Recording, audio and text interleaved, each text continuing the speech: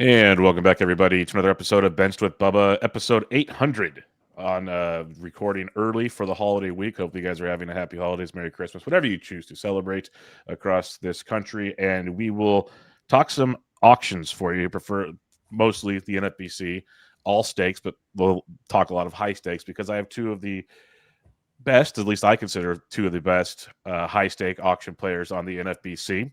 One of them has joined me multiple times. You can also hear him on the Draft Champions podcast with Zach Waxman and friends. You can find him on the Twitter at Marc_Winokur. Marc Winokur, how you doing, my friend? Bubba, doing great. Episode 800. That's amazing. Congratulations. You are the true GOAT of fantasy baseball podcasting. I appreciate it. And of course, in typical fashion, I butchered it. It's Marc Winokur, everybody. Yeah. I laughed the second it came off my tongue. I was like, we got this. We're good. And the other gentleman joining me, I had the luxury of the pleasure, I should say, of talking to for quite a while in Arizona at FPAS and getting to know him more. It was business when I met him the first time in Vegas. It was more relaxing and talking in Arizona. You can find his work over at FTN Fantasy with Vlad Sedler and company. You can find him on Twitter at BronxYankees23. Mike Mager, how you doing, my friend? I'm doing great. Great to be on here. And wow, episode 800. That's very impressive. Appreciate it. It's been a long grind's not the right word. It's a labor of love is what it is. But it's like you and I have all talked about this group. We've talked about separately on occasions. The best part about this is just talking to people about baseball. So it makes it kind of easy when all things are said and done. So. Well, it's great to be on. First time on for me, but a long time listener. So I appreciate it. And we've been trying. I'm glad we can make this work. We've been talking about it for a while. So it's even better getting the whole crew together because for those that don't know, these gentlemen do their own leagues, but also do a lot of teaming up, which we will get to later on, which I have a lot of questions, even though I've heard most of the answers. I still am curious about this because I'm very stubborn in my ways. Like Bloomfield talks about, maybe we should do a team together. And I'm like, I don't know. And Bloom and I, we get along great. So it's like, I don't know, but we'll see. Let's get into the brass tacks of it first because we have two very successful NFBC players. So we'll start with you, Marc. Just let the people know kind of, I guess, your history with the NFBC, how you did in 2025 because you guys both did pretty well. Give them a little synopsis there for those that live under a rock and don't know. Yeah, I've been playing since 2012, which I guess makes me a veteran now. It's funny because when I started, I was definitely a newbie, and it was very intimidating. You had guys like Mark Srebro and Mike Masato, Steve Jupinka, Lindy, you had all the legends, and just coming in was very intimidating. And I started out really slow, like one league a year, satellites, then kind of merged into DCs, and that's where I kind of met Mike doing a couple of DCs, and he kind of gave me entree into the Mike the Mouth fast DCs, and that's kind of how I started to get my footing in the NFBC, getting a little more confidence, getting to know the better players, and just kind of watching them from afar. Mike was one I was always admired how he played. I thought we had similar types of approaches, and it's been a wonder getting to partner with him through the years and getting to learn. Yeah, last year was probably my best season because I pushed all my chips in on auctions, didn't play any other format, wanted to really just focus in on one format where I think, not that I have an edge, but it's just, I think, my best format. And I wanted to see how will I do if I just focused on that. And it was very successful. I had 9 auctions. I won 5 of them. I came in second in the overall auction championship to the person just underneath me here. So I'm above Mike on this podcast as far as visually, so that's good. But came in second to Mike. Our shared team also came in 8th. And then I also came in 3rd in the online auction championship overall and had another top 10 team. So 4 overall cashes, a 2nd and a 3rd, and 5 wins. That's kind of what I was looking for, a year like that to really kind of confirm that auctions is what I should be doing and just give me some additional confidence. Obviously, that's a very high bar to have to jump over again this year. So, usually we talk about regression. When you have a year like that, it's tough to do it again. But I look at Mike for inspiration with his back-to-back auction championship. So it certainly can be done. And I just have one spot to crawl over. He has to stay on top again. Exactly. That's the perfect segue to Mr. Mager over there, who has crushed the auction championships back-to-back seasons. And I think you guys had a combo team that was like hovering around top 5 for a while. If it might have finished, and like it was competing for a while. So between the three of you, you guys had a very successful like top 10-ish run there. And Mike, give people a little history about how long you've been playing, and you can recap your dominance over the last couple of years. Yeah, I think Mark covered the highlights. I mean, I joined the same time as Mark. I started drafting my first DC in the NFBC the winter of 2011 for the 2012 season. Had played a lot of home leagues and ESPN and CBS and stuff, and wanted to kind of move up in competition. And I'll never forget it. It took like 3 days of hemming and hawing before I finally had the courage to hit the box on the screen to go for our 150 draft champions, which was probably like triple the buy-in of anything I had ever done to that point. And and then the rest is kind of history. I as Mark said, I was fortunate enough to win the auction championship overall contest last year and the year prior, and that was awesome. I had a number of close calls before, so it was great finally getting over the hump 2 years ago, and repeating was just great. Thrilled with Mark's success coming in second, and we had a shared team that was 8th. At some point, it was up to second, which was great. 2 years ago, I think we had a shared team that finished 5th in the auction championship. So we've had some really good success together, and so hopefully maybe this year one of our combined teams will take it down. See, that's a nice person right there. He doesn't want all the glory to himself. He's like, we could share one. I've had 2. We can share one now, Mark. It's okay. It was interesting, right? Because we each had an overall team, and then we had a shared team. So, I think we played it straight, but it was definitely interesting to be doing fab and thinking of strategy. And if I couldn't win the overall, obviously I want my partner to do it. Obviously I'd love to get there one day. I find it funny, Mike, you were hovering over the button to go from a $50 buy-in to $150. Now you're in the platinum or $10,000 buy-in. So that's quite the evolution for you. 15. Yeah. No, it was a gradual thing, believe me. And build the bankroll. Yeah. Right. And that's right. Build the bankroll, and if you win, take some out for your family. I was able to do that again this year. A couple things we needed. So, try to keep the family engaged and, sharing in some of the spoils of the hobby we have. Always. It's funny you mentioned the hovering thing, Mike, because before the show, I told you I signed up for the 1600, and I hovered around that. Like Bloomfield signed up about 2 to 3 weeks before me, and he kept saying Bubba, and I was hovering, and it just finally clicked the button the other night. So we're in there. Real quick, I know you guys. I'm pretty sure it's preferred auctions. Is that your guys' preferred one out of? I know you guys do DCs. You'll dabble in some others, but is the auction your preferred form of NFBC in these days? Yeah, I mean, I do them all. I love the draft champions format. I do a ton of snake drafts as well. But if I could only do one, it would be the auction format.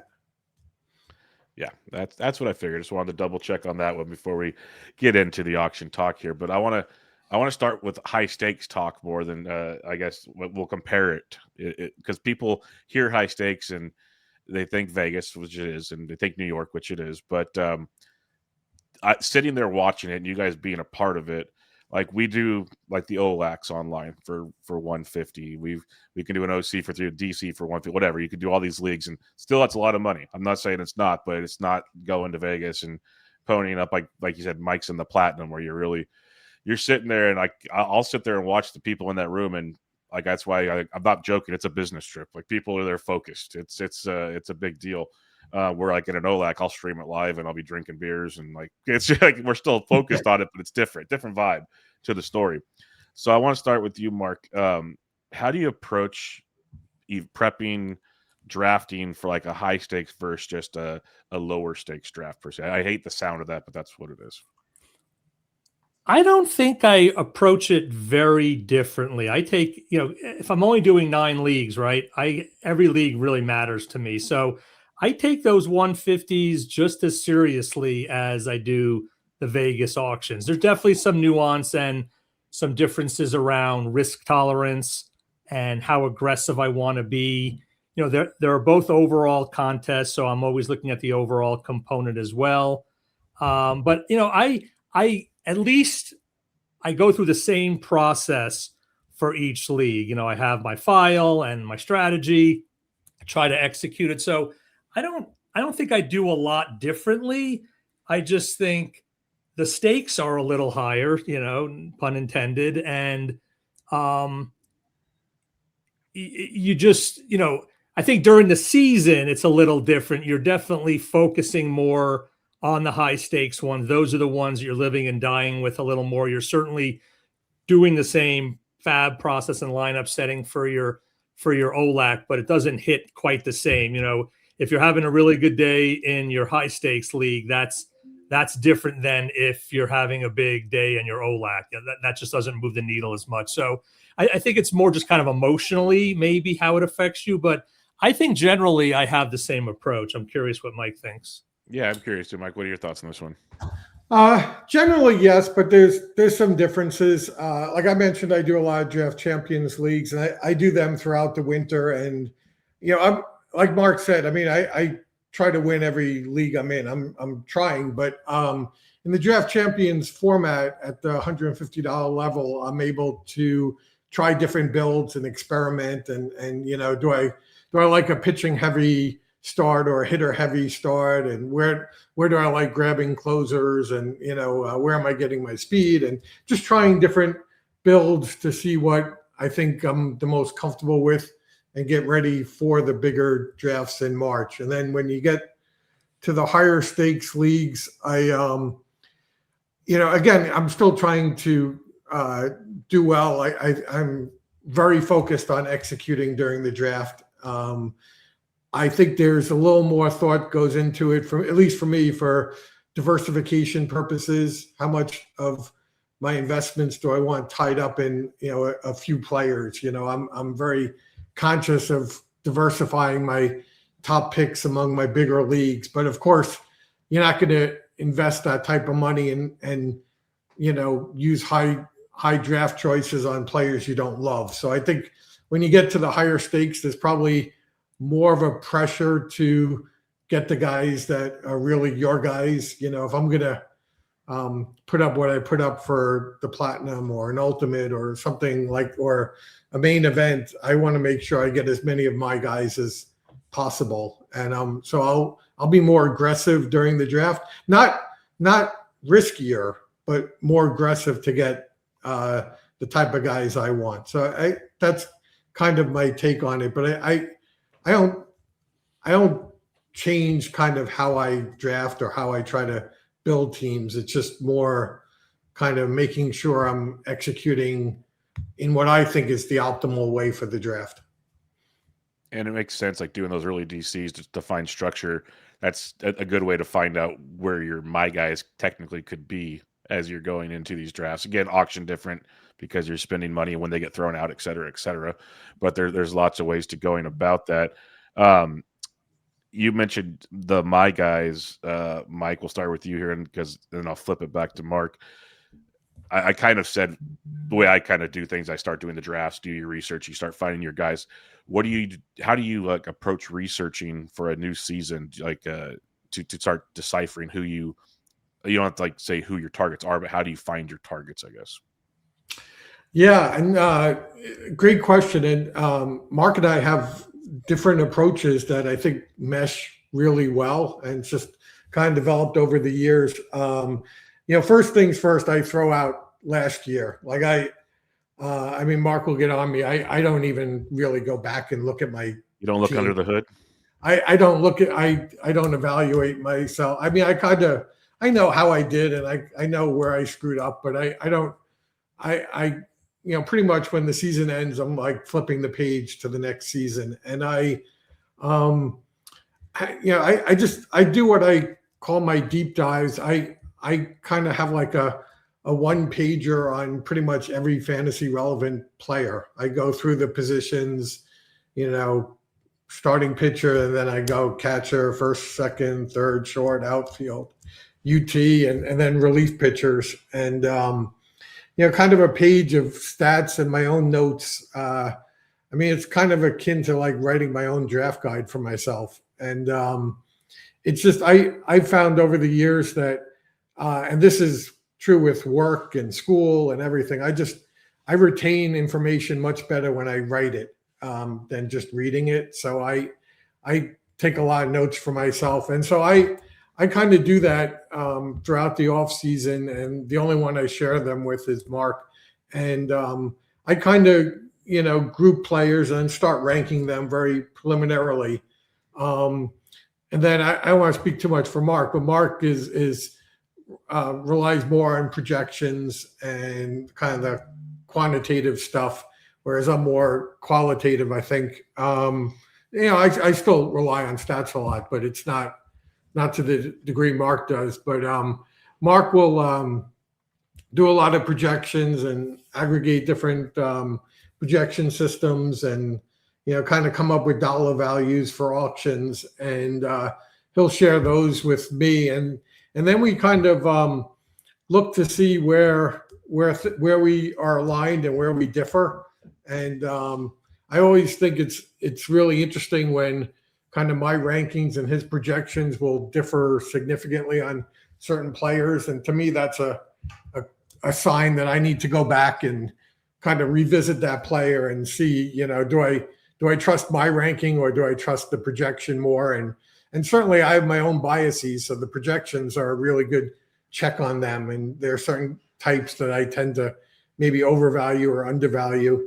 But sometimes I like a guy more or less than the projections, and I'll go with that. But and then we do a lot of talking about the players, going through positions, and we talk a lot, and pretty soon we start kind of congregating on our guys that I love qualitatively and he loves quantitatively, and those are kind of our guys, and we I'd say just because we go about things very differently, but we tend to like similar players. I would say we probably are aligned on maybe 85-90% of all players, if I had to guess. And what's nice is, we both do our own solo league. So if I kind of really like a guy that does nothing for Mark, or that Mark's off, I got plenty of solo leagues to go after and roster that guy. And Mark does the same with guys he likes that I'm ambivalent on. So there's always a wide body of players that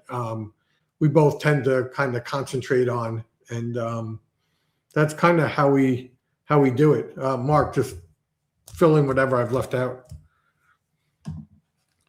Yeah, no, that was an excellent summary of the process. And yeah, who's the luckiest guy around gets Mike's deep dives? That's me. And you got the golden books right there. It is.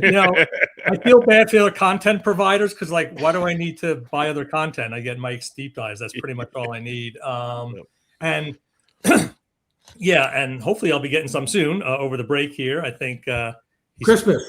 Oh, perfect. All right. He's starting pitchers. He started with pitchers this year, which was a suggestion I had, just because, Mike is unbelievably organized, very thorough, very comprehensive. I have to usually say, hey, do we need 700 pitchers? Maybe dial it back a little bit. I'm exaggerating. But so we found that starting with hitters, sometimes at the end, the pitching would get a little squeezed. So we decided that, he decided, I suggested that maybe start with pitching this year and kind of see how that goes. And, we'll see if that changes anything. Yeah. So those deep dives are really important to me because obviously I trust Mike's instincts. He is, I should say it's more of a mixed method design. If I could borrow a phrase from my research world, because he is including a lot of StatCast data in his deep dive. So it's not just his feel on players. He watches a lot of baseball, so he does have a good idea on how these guys are actually performing. But he also pulls in StatCast. We talked before the year on any tweaks. I messed up my homework assignment, never got back to him, so he ended up making a call on his own, which is totally fine because I trust his read on what is important, what's not important. So yeah, I mean, I take a good look at that, but yeah, I like to look at projections. Thank you to Tanner Bell for his amazing Excel spreadsheets, and come January when the other projection systems come out, I'm able to do some aggregation, and I think it fits my auction game because you're basically boiling each player down to a number. It's their valuation, what on a dollar amount their projected statistical contributions are, and then to me it's intuitive after that because you can then look at average auction value, and so I think Mike's right. We look at guys that come out higher in the projections and maybe a little lower on his deep dive or vice versa. And then we dive into those players a little more. Those are the players we focus on, at least initially, to kind of come to a consensus on them. And as you said, we don't always agree on everything. And if we don't, that's fine. We'll be able to look at our solo teams to pick up those players. Although I think one tweak for this year that we talked about is if one of us is super committed or convicted on a player, we really want to see if we can convince the other person to maybe go for that this year. Because I think sometimes and I know we'll get more into partnering later, but some of the disadvantage of partnering is you can miss out on those outlier players because if both don't agree, we tend to kind of pivot to a player that we do agree on. And that's where you miss some of the outlier players. And you look at Mike's season and my season, we both had success, but his greater success comes down to a few key players that he landed on that I didn't like a Trevor Story, for example, who I was definitely off and Mike was on. And, you could see what happened for Mike there. That was, I think, on his auction winning team, overall team.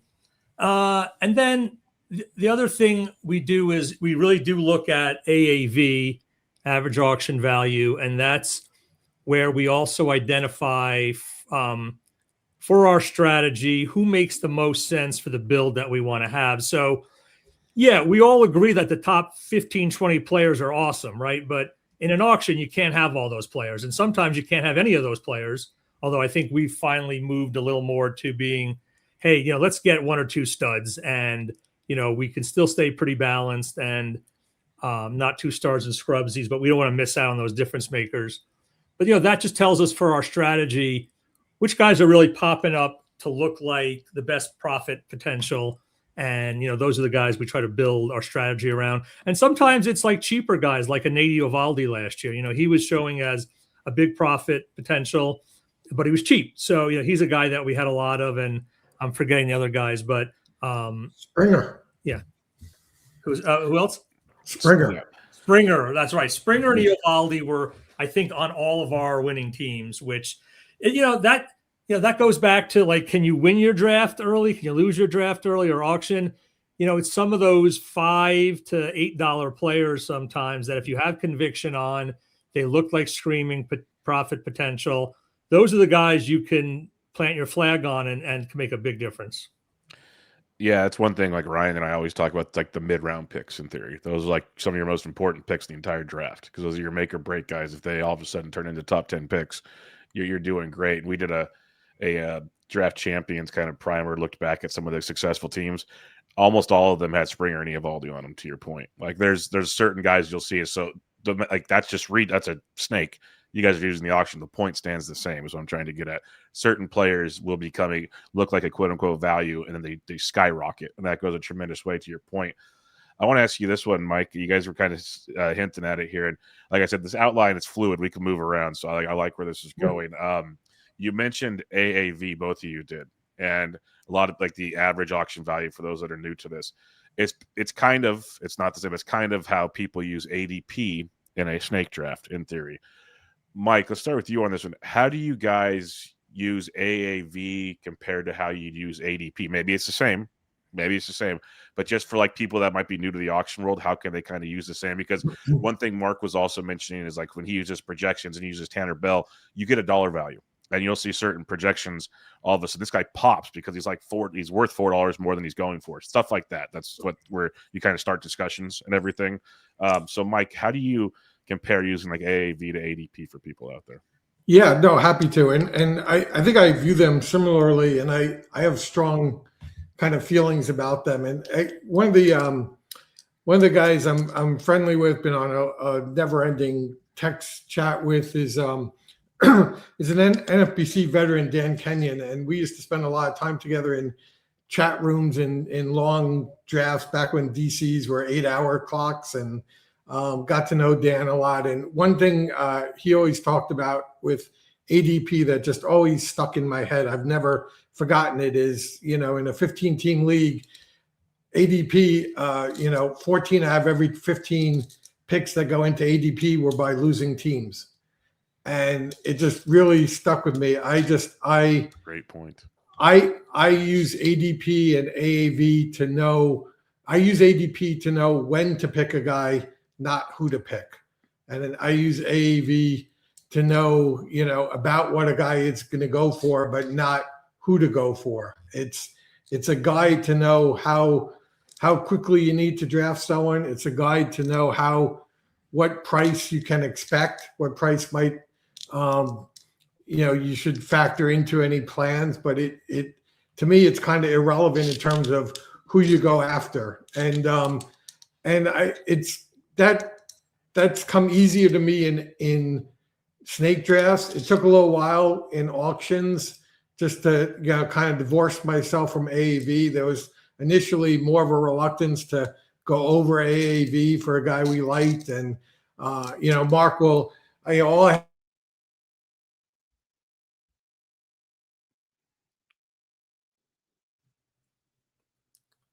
we lose Mike? Yeah, we lost Mike's mic. Mike's mic. We lost it for a second. Can you hear me now? Yeah, we got you. Okay, sorry about that. No problem. No, I was going to say it took me a little longer in auctions to get kind of that thinking. Initially I was more reluctant to go over AAV on certain players, and I've kind of gotten past that. And if I just say Joey Votto, Mark knows exactly what I'm going to talk about. He was like a kind of a big lesson for us, and that is to not buy a guy that we are ambivalent on just because he's going for less than AAV. We made that mistake one year. Neither of us was on Votto, and I don't know, he was going for like $4 less than AAV, and we decided, he's got to be such a good buy, and we rostered him. He was terrible, and we just, it was a good lesson, a good reminder that how to use AAV, and it's not to decide who to buy. It's just to know, the guys you like, what they're likely to go for. So that's kind of my take on it. I don't know if Mark views it any differently. Yeah, no, I think I view it the same. One thing we kind of mentioned a little bit, but left out of our process is, and it's kind of an evolution, is really landing on our guys and not letting AAV dictate. So one process we go through after we kind of merge the deep dive with the projections, we then do kind of like a green, yellow, red exercise where we're like, green are our guys, yellow is price dependent guys that we like, and then red are guys we don't like at any price. So we kind of do that. That helps to shrink the player pool a little bit. Some of the red guys potentially could sneak in the reserve round, so it's not like, a complete avoid there. Some of those guys, you might end up, like if we do a 30-round draft and we get like one or two red guys, that's not the end of the world. Whereas before we would maybe get a few more like Avado who we weren't really interested in. The challenge we have is for our green guys, like guys that we love, they're green from a deep dive perspective, from their projected output, but their price seems prohibitive. So we struggle with whether, like, is this a green? Is it a yellow? And I think that's where the kind of the art of it comes in.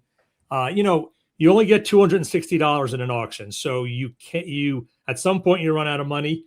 And so you have to pick your spots. And, we've kind of landed on that. We're okay with multiple like $30+ guys. And those guys typically will show to be maybe anywhere from $3 to $7 overpriced, right? So, if you go, and I'm definitely a disciple of Larry Schechter. I mean, winning fantasy baseball was kind of what got me into the whole projection approach. It really speaks to my quantitative mind, and I generally align with Larry. But Larry's very rigid in regard to not going over more than $1 really on any player.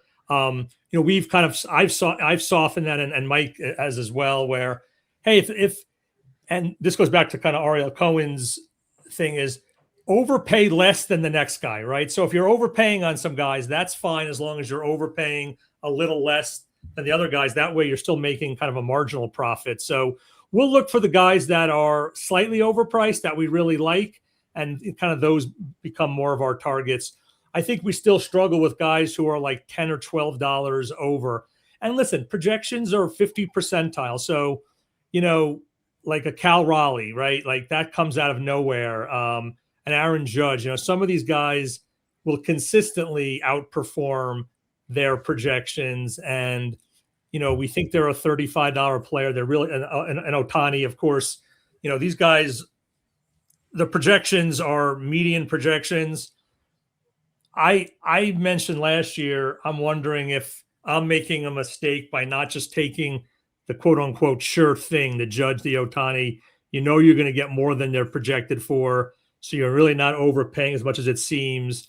And by staying off those guys, you're letting other people reap that benefit. So that's something I'm kind of wrestling with this year. And obviously I don't know yet because I haven't done any of the work to see who's, where the valuations are, but that's something I'll be thinking a little more this year.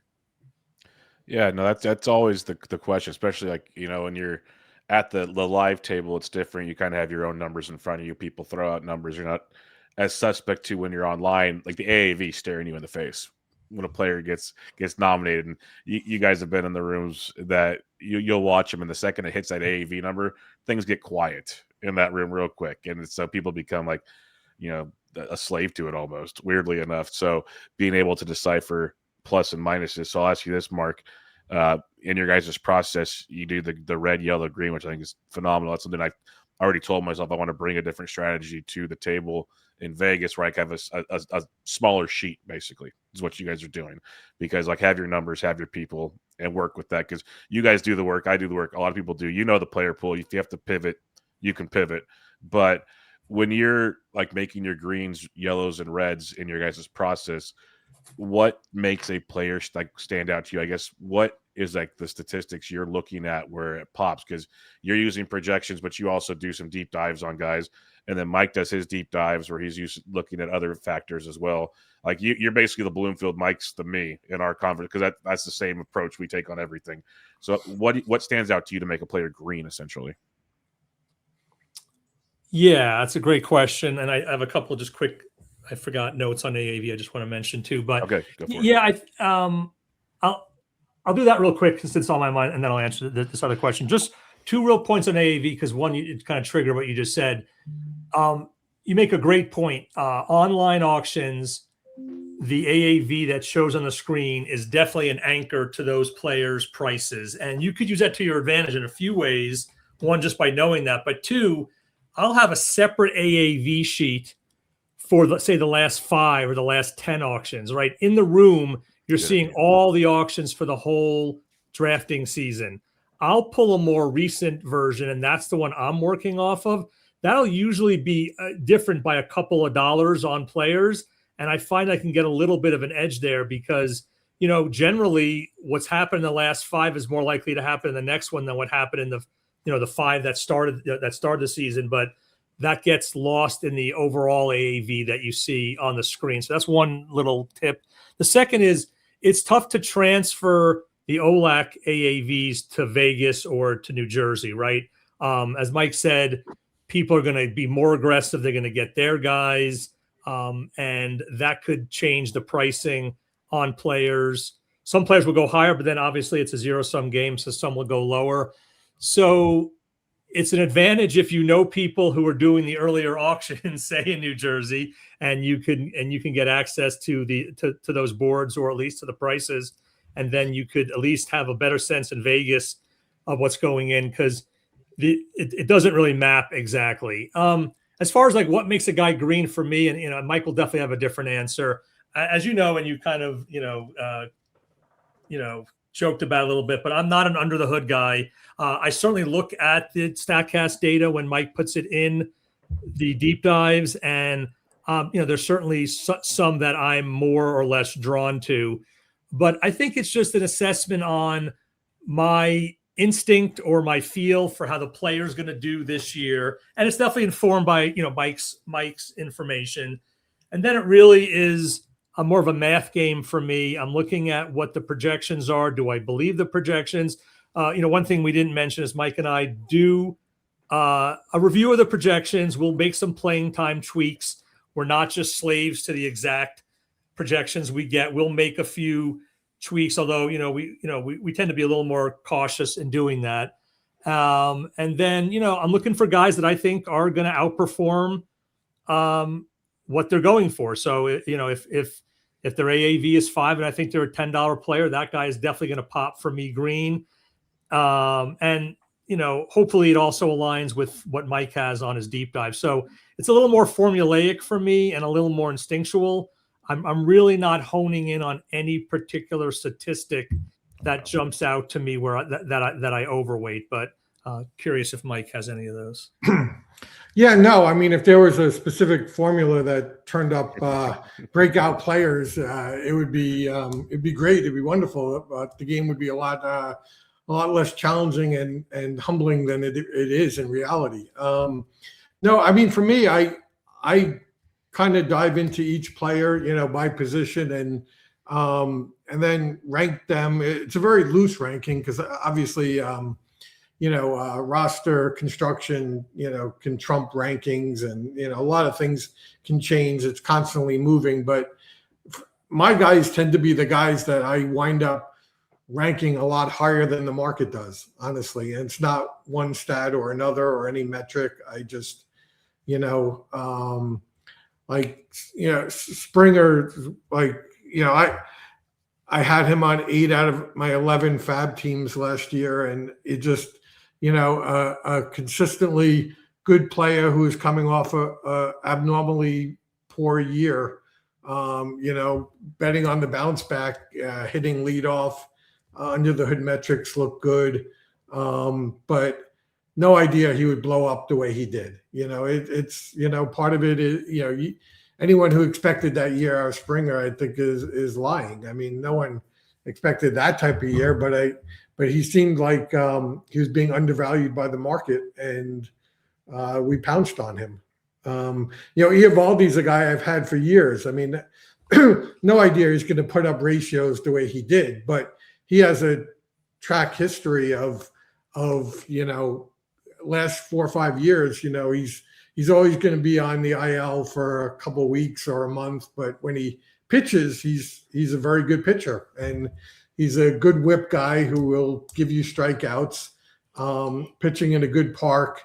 And, there's under the hood metrics that made me comfortable with him, but nothing that would indicate he would pitch so well like he did. I mean, I can't take any credit for that, for expecting that, because I certainly didn't. But it's more just, pitchers that kind of bubble up, or hitters that bubble up in my rankings where it's clear I'm a lot higher than the market on. And I think a lot of times Mike and I are a little contrarian in that we're typically not as enamored with the shiny new toy, the hot young player. And we definitely lean toward the old, like the veterans that have more of a proven track record. I mean, I think we're trying to be a little more open to younger players now, and not just be exclusively looking, because it's definitely a young man's game. But I think Mike's right. And that also aligns with projections too. Sometimes the guys that bubble up to us aren't always the guys that bubble up to everybody else. So I think we're a little bit counter to the general trends, and we do pay attention. We do consume podcasts, yours and others, and we know who the hot players are, and typically that'll mean they're going to go for more money and probably too much. So we then kind of pivot to other guys that are under the radar, or people are discounting or are off for the year. I think some of it's stubbornness, as you mentioned earlier, Bubba. Like, I'm just like, you know what? Everyone's off this guy. I'm on him. And, that's not always the best approach, but it occasionally pays off. Yeah, no, I'm with you. I love a lot of this discussion. Like a big part of it is just showing you that you guys are always willing to adapt and change and not just stick to what's worked type thing, which is it's just good because you've been so successful. You can be like, oh yeah, I'm going to keep the boring is beautiful. Like we're just going to give a balanced approach and do this. And I'm guilty of it too because like that's one thing Mark and I talk about a lot is like we like this kind of like when I finish an auction, like Mark and I'll talk about it in DMs or something, and it's kind of a similar mindset, I guess. But yeah, I've also tried to be like, okay, maybe I should trust these young guys. There's a reason they're, all of a sudden running for days or hitting for power, so on and so forth. And it's an approach change, a mental change. A lot of things need to change. But let's get to the draft. Let's get to the actual auction draft, and this will lead us down a bunch of pathways, I have a feeling. But let's start with the beginning of it, and that is KDS. Now, those in snake drafts, you do KDS to pick your draft slot, and then it snakes, of course, so on and so forth. In an auction, you still do a KDS. That's how the bids get thrown out, but it also factors into the end game. So, Mike, is it just as simple as you want the first pick, so you have the first pick in the reserve rounds, or is there a different strategy when you look at these? No. That's yes, I want the first pick in the reserve round. We tend to set our KDS 1 to 15 in auctions, and perfect. That's what I've always done. Yeah, that's why I wanted to ask. I think just kind of just to give a little more explanation on that. If you're drafting a DC or main event or Fab League, you don't have to build your roster in order. You can wait till round 30 to get your second catcher. You can stock up on certain positions, go pitcher heavy, etc.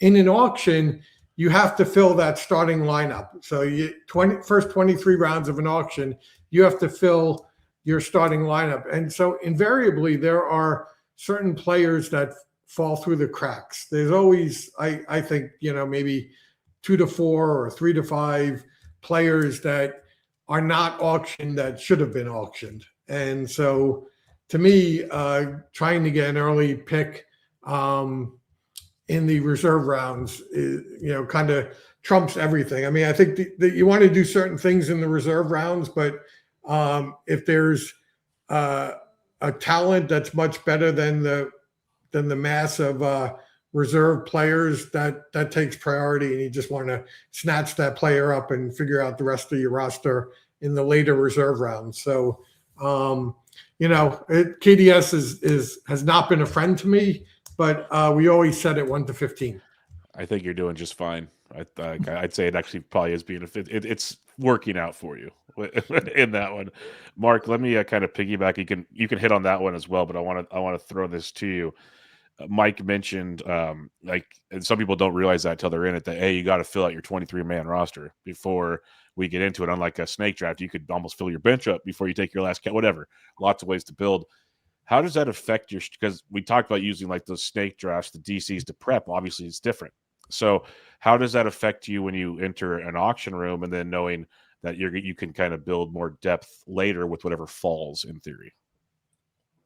Yeah, I think that's where people get in a little bit of trouble who are maybe a little less experienced with auctions, but do a lot of snake drafts. They feel like those are really helping them prep for auctions. And of course they are, player pool, team structure, all of those things are beneficial, but it's not a one-to-one, as Mike said. You have to buy 23. So a lot of players, and this is where I see a little bit of an edge.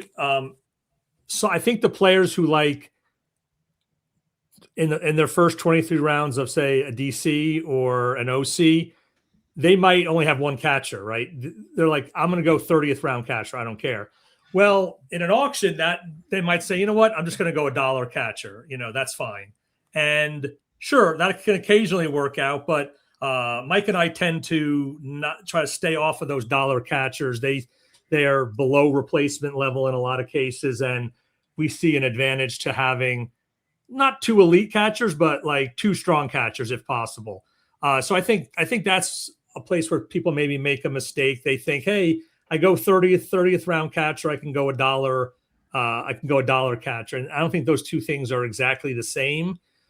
Just because everyone has to have two catchers by the end of the auction, right? So your 30th round catcher in a DC might be catcher 25 if other people are doing that, but in an auction, it's like catcher 30. And, there's a pretty big drop off in those last, say, 6 to 8 catchers. So that's just kind of one example where I think, the other is pitching. A lot of people will go volume pitching, say in DCs or maybe even OCs. And, they're okay maybe getting one stud, and then they know in the later rounds they can just kind of bulk up and use that.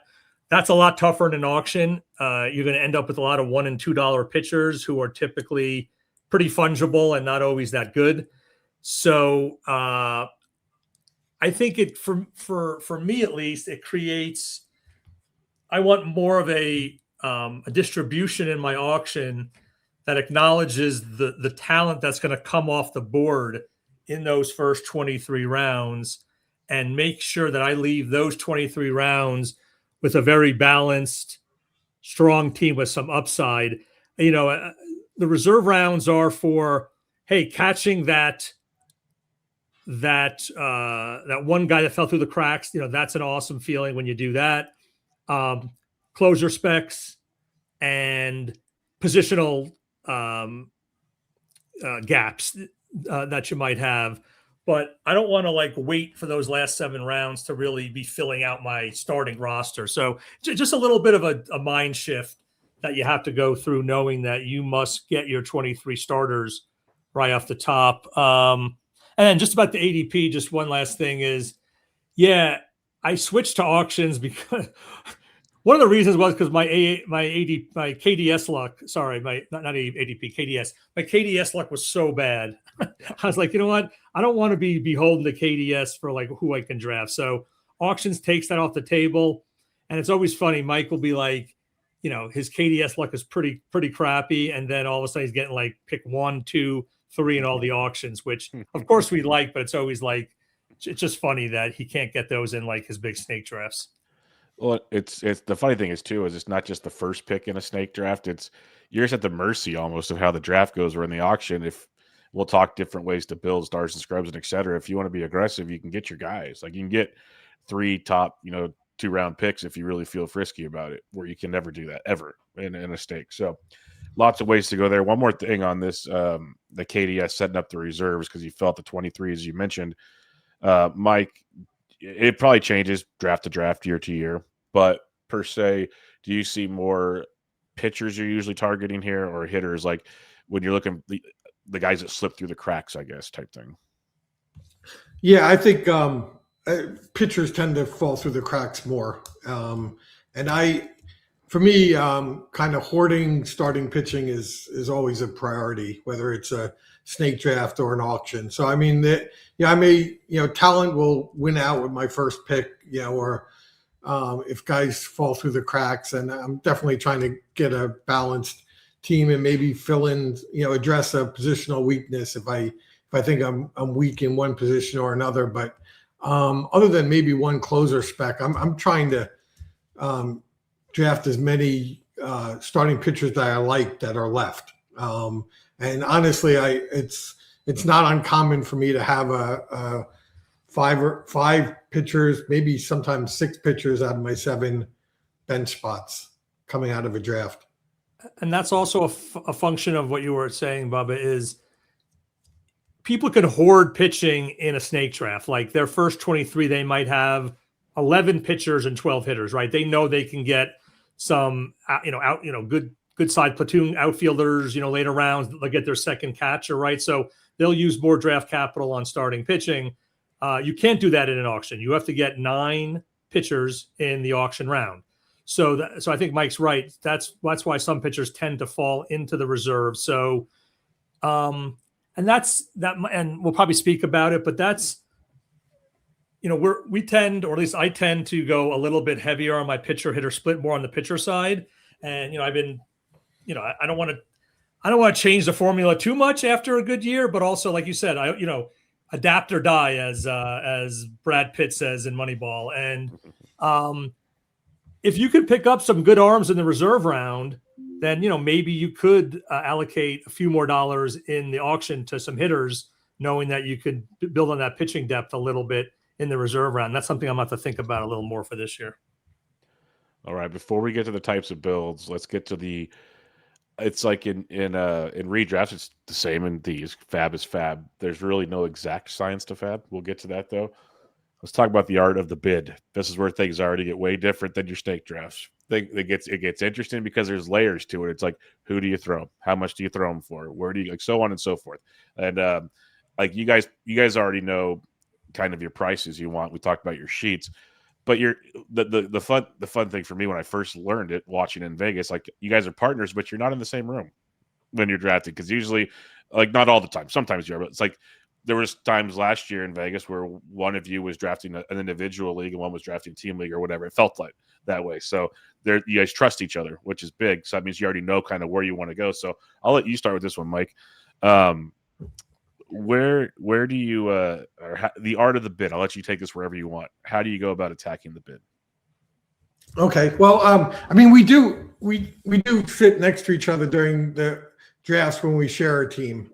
We just okay. Then I missed the last year. You guys were in different rooms every time I saw you, so I missed the ones you guys shared. Yeah. No, we were just doing solo events at that time, I think. But we sit next to each other, so one of us can kick the other in the leg as needed. But no, we'd have two shared teams every year, and we, each one of us does the bidding for one of them. So we kind of split it up that way. But in terms of bidding, I think we sometimes have different approaches. But I mean, we want to have a purpose for each of our nominations. We also never want to be predictable. So we will nominate guys we like a lot, and we will nominate guys we have no intention of buying, and we will mix it up. And I like to sometimes nominate players out of order. I just think it kind of shakes up the room a little bit.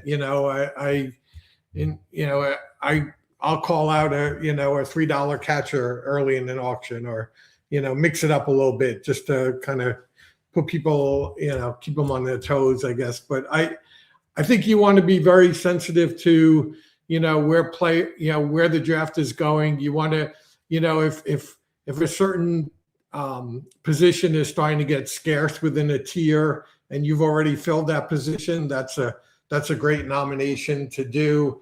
If you want to take money off the table at certain points, we know we have guys that we know are going to be bid on aggressively that we have no interest in. So we'll, do that. We know when it's time to we need to start rostering some guys. Let's start nominating, guys at this position. We also, I think sometimes we take into account, we try to do this more and more. Sometimes it's easier than other times, but trying to build the roster backwards. If there's a $4 or $5 player at a position that we really like, then we're not going to pay up on that position. So getting people to, fill that position and spend money on that position is something we'll look to do. I like to mix up the bids too. I don't want to be predictable in my bidding approach. So sometimes I'll be +1, but a lot of times I like to use jump bids. And I find that if it's a player I really want, then I don't mind going $1 or $2 over if I think a jump bid is going to end the bidding. So rather than just always going +1, I'll do a jump bid. That's kind of an overview of my approach. Mark is a little different, I think, but go ahead. Yeah, Bubba, I mean, entitling this art of the bid is very prescient, because it is an art. It is definitely not a science, and it takes just years and years of experience. The one thing I would say is the live auction rooms are typically made up of a lot of the same players year over year, which is great because it feels like a home league, but also everyone knows each other's tendencies. And I'm not one to be like, ooh, this guy does this and this guy does that, so I'm going to do this. There's so much, concentration that goes into the auction that, like, that's maybe why I'm not a good poker player anymore. Like, it's not like, play the man, not the cards, right? Like, I just play my file, not the other players in the room. Like, I'm not like, ooh, I think this guy's going to go an extra buck, so I'm going to, occasionally you can get a tell, and I will certainly use that in the moment if I feel it. And I think Mike's right on jump bids. Like, if I see somebody who is consistently backing off, and I know if I go that extra dollar right now, he probably will back off, and I'm comfortable with that extra dollar, I'll do that, right? So, and then other guys will never back off. So you have to then just make a determination: am I going to price enforce here, or am I not? I would say to anyone listening who is a less experienced auction player, do not ever price enforce. You're going to end up just screwing your own team over just to try to get an extra dollar out of somebody else. Unless, and I'll just give it just one quick football example. I did that this year, and it wasn't price enforcing. It's just like, oh, this guy I know he's going for 40. Someone said 34. I'm just going to say 35. It's Austin Genty. I end up getting him, and that completely stunk my whole team. And that's not only the Joey Votto example, because that was just like, oh, Joey Votto is a bargain here. I don't really have the same valuations for football, but it's the same concept. Like, he wasn't really my guy. He wasn't really a target. I thought I was well under the AAV that he would go for, so I didn't feel much of a risk there. And then, you end up getting a high-priced player that you don't want. So be very careful. I think the amount of your starting bid also matters. A lot of annoying people just bid $1 for a player to start. That drives everyone crazy, but some people think it's a strategy. I particularly don't. But so I have a little bit of a strategy on, how much I want to bid on a guy to start with. I kind of think through what the next bids might be, and then when it might get back to me, so I can get the price I want. So there's a little manipulation there. This is pretty standard and obvious, but there's always a break at like 10, 20, 30, 40, right? When you hit that zero, a lot of people aren't willing to go into that next tier. So that's just something to kind of keep in mind, where you can think people might drop out of the bidding. So I think generally you want to know general tendencies on how people tend to bid. And if you could pick up a tell on a player who's doing the same thing over and over again, whether it's nominating someone they don't want or they do want, or consistently stopping at a number or backing off, or consistently just keep going, that's something you could use. And that's kind of just a feel that you get from auctioning for a very long time. And, I'm not sure we want to get into this, but obviously OLAC bidding and live bidding are very different. There's a whole big debate on the message board right now about the max bid and whether that should go away or not. Yeah, a lot of passion, I should say, on those arguments. Mike and I are on a fun text string. I won't say with who, but there's definitely some strong opinions on that. So, your online bidding is very different from your in-person bidding. Yeah, two things real quick. We'll get to that next. Is I love the point you made there about just because someone's like AAV's $40, your Genty example, but it works in baseball, especially in the online room when you're staring at that number in the face. Don't just bid up because there's a gap. Make sure you want the guy. And that's a great point, because I think there's a lot of people that'll do that. Go, oh, let's get someone else to spend some more money. And then it just doesn't work. And that happens to a lot of people. That's a phenomenal point to mention there. So let's get into it. We'll start with you, Mark, on this one. OLAC versus live bidding, because it is different. Like, you're clicking buttons. You might not have this. Maybe you're in a Zoom together. Maybe you're probably not. So let's just say you're by yourself. Your dogs are hanging out or whatever. And you're sitting there on the computer doing it instead of 14 of your closest friends and other spectators sitting there going about it. How does that differentiate for you? Not to mention the max bids that you talked about. Yeah, I'm glad, because this was on the show sheet. How do you approach live drafts versus online? And I think it's a really interesting question. Obviously at home I have 3 screens. I have my dog. I have whatever I'm drinking. I'm in my comfort zone.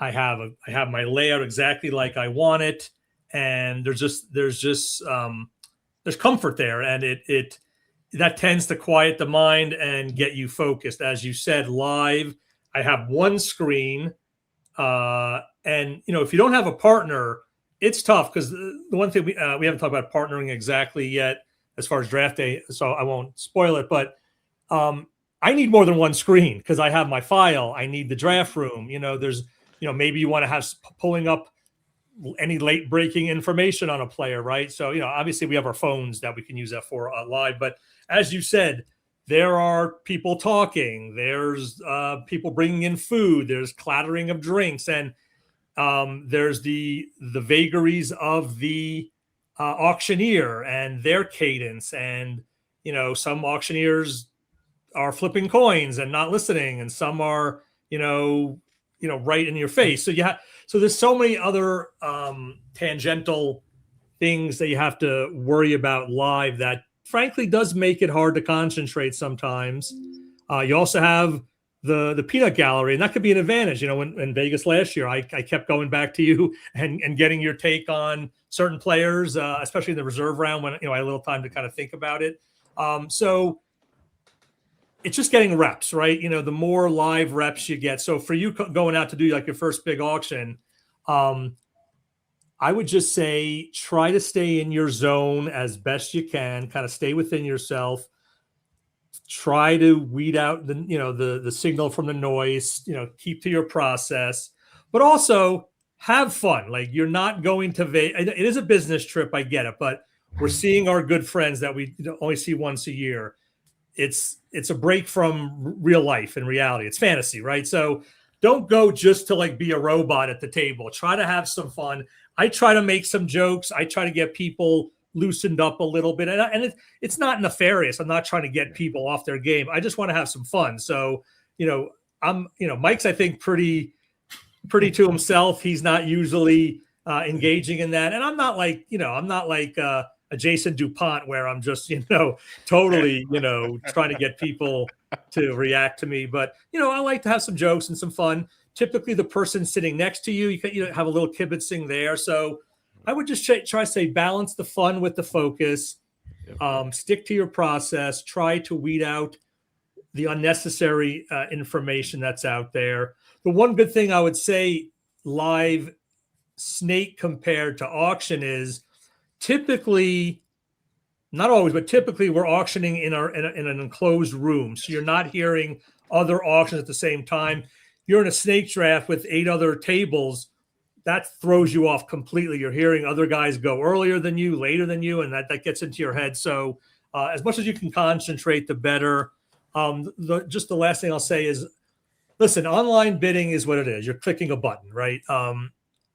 You're not reading people. You can get you still can get a sense. People do have patterns even online. People will be max bidding right away. People will be jump bidding all the time. People will be waiting until going, gone all the time. So you can pick up some tells live too. And I do try to pay a little attention to that. But I think what Mike said is right. I try to mix it up a little bit. So sometimes I'll jump right in with a bid. Sometimes I'll wait to going twice. If I think one will work better than another on a particular player, I'll do it. People get very annoyed, me included, if you wait to the very end to bid on them because they're writing the guy down on their sheet, and all of a sudden they lose them, and that could tilt some people.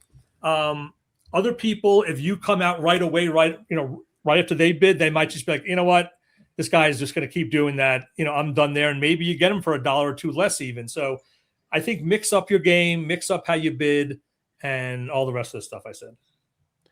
Hey, Mike, I want to ask you this, and Mark, you can obviously comment as well. When you're doing the online, obviously, you can set a queue for bids, queue to remind you for your reserves. How do you guys go about that per se in an OLAC compared to, obviously you can't live, but it could prepare you for live in a weird way. So I'll start with you on this one, Mike. How do you go about using that queue, or do you use the queue to kind of help you throughout the draft?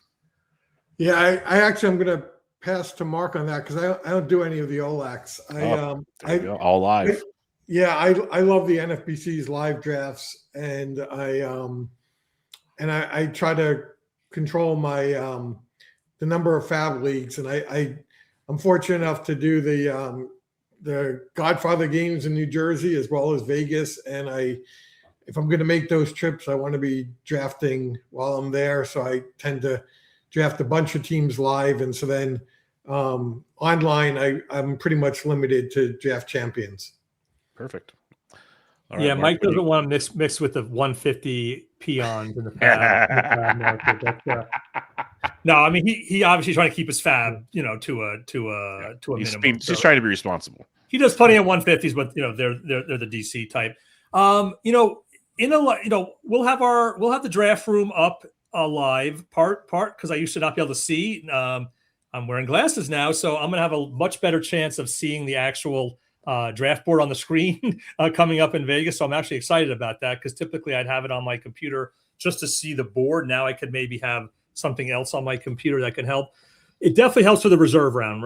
We'll definitely build. Mike does it all. Mike's an attorney. He has his legal pad and he's handwriting and crossing off for his auction round. I do like to throw some guys in the queue, even at the live auction, so I don't forget somebody. I'll even start to populate it a little bit during the dollar days, just so I have them in there. As far as in the earlier rounds of an auction, what I'll sometimes do is put some nominations in the queue, right? I'll have some guys that I want to nom in the queue so I don't panic when it's my nomination. And, we didn't get into a ton of nomination strategy, but, we'll do a little work on that pre-auction, at least live auction. Guys that are going for more than we think they should, but are a little down the list, right? Like the top guys are just always going to get nominated early. There's no real advantage to nominating a top guy. You're not getting any information, but some of the hot guys that are, say, like the $10 players that are going for 18, we want to make sure they go for 18 if we're not on them. So the earlier you nominate them, I think the better. Not everyone agrees with that strategy. So I'll have my nomination guys in the queue and then the reserve round, but I don't typically have a lot of the players I want in the queue. We just kind of know who they are. And when they come up, just be careful live. Don't just jump up like that. You probably, if you're listening on your walk with your dog, you didn't see me just jump up in my chair. But people can give off physical tells too in the live auctions when they're interested in the guy for sure. Yeah. The one thing I will add is one of the advantages of having a partner, especially in the auctions, is there's so much going on. So if Mark is doing the bidding in an auction, I'll typically take the lead on who the nomination should be. And he'll do the same when I'm bidding. So it's just having, so at least when I'm bidding and I'm focused on reading the room and trying to figure out how high to go on a player we like or what to bid and stuff like that, I don't have to be thinking about who am I going to nominate in a minute.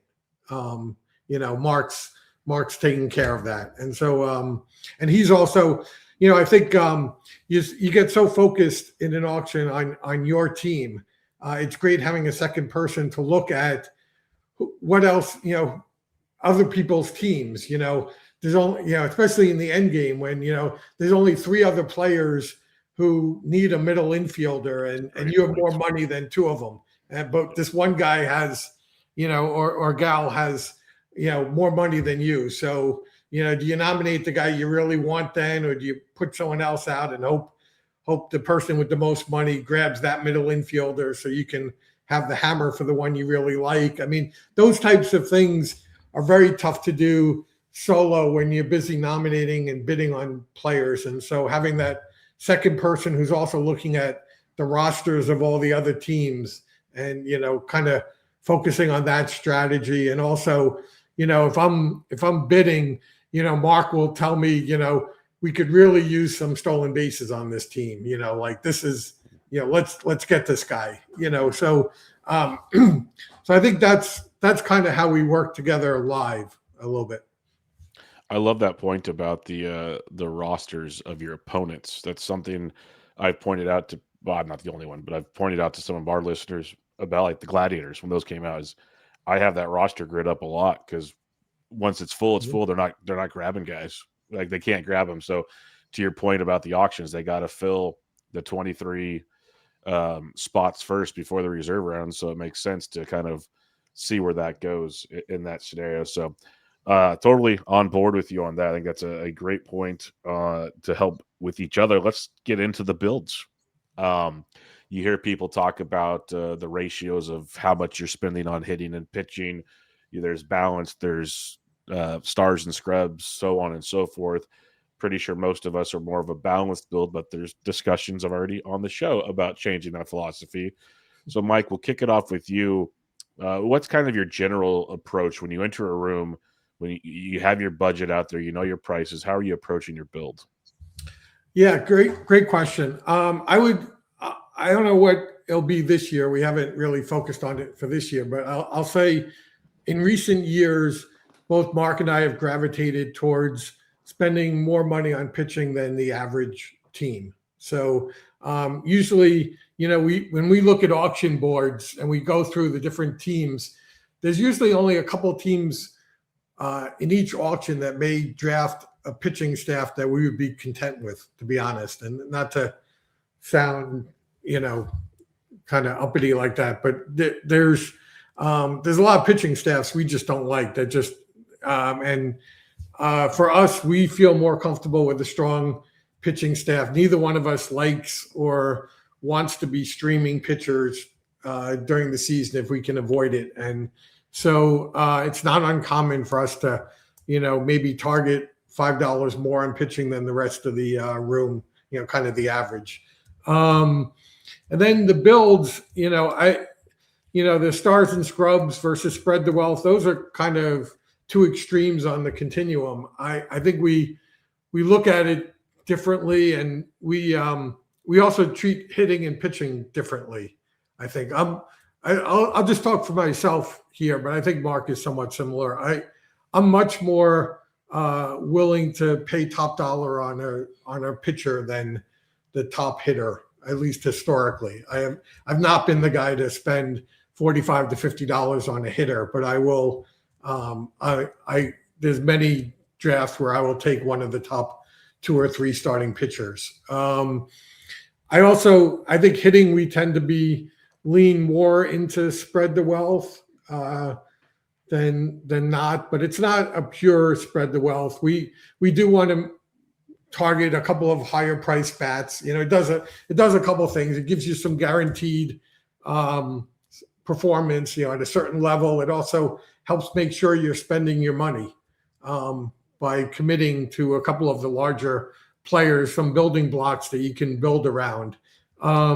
So we will get some bigger hitters, but we tend to try to do a more spread the wealth basis. And part of it also is, I think over the years, we've discovered that we can get a hell of a lot of value with $3 to $5 players. And it's a lot harder to get comparable value for $1 players in auctions.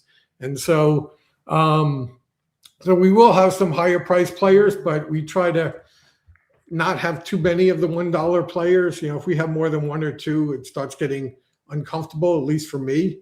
So I guess I think that kind of covers the approach that we take more often than not.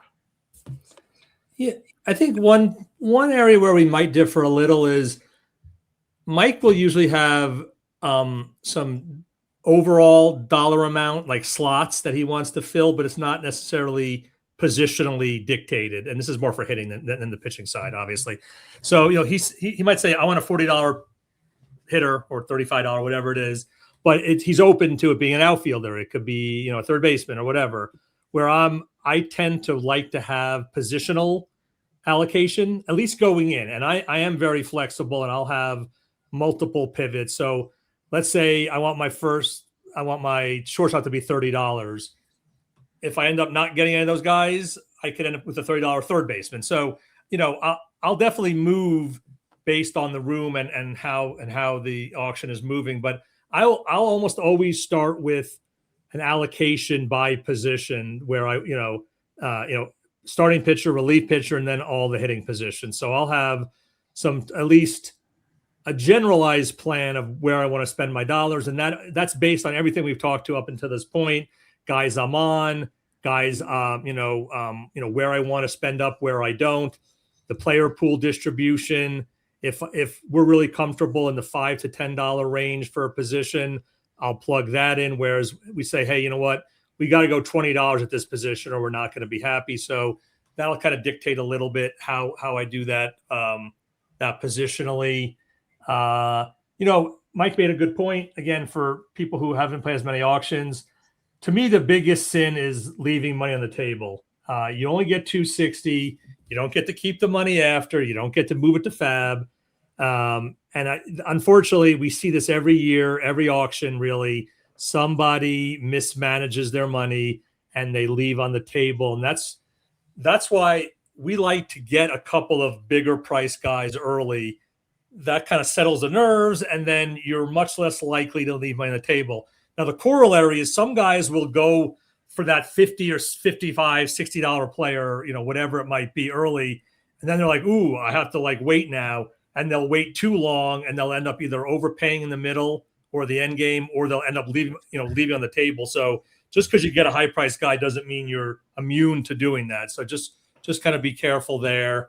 And, as far as positions to focus on, obviously, Mike said you want a balanced team. If there are some positions like corner where you typically don't get speed, where there's a guy that, a guy or guys you like to get some speed, that's always kind of an advantage. Same with catcher. If you can get a few atypical statistical contributions at certain positions, that's something we certainly, and it's all baked into the valuation, so we don't double count it, but it's something we certainly pay attention to.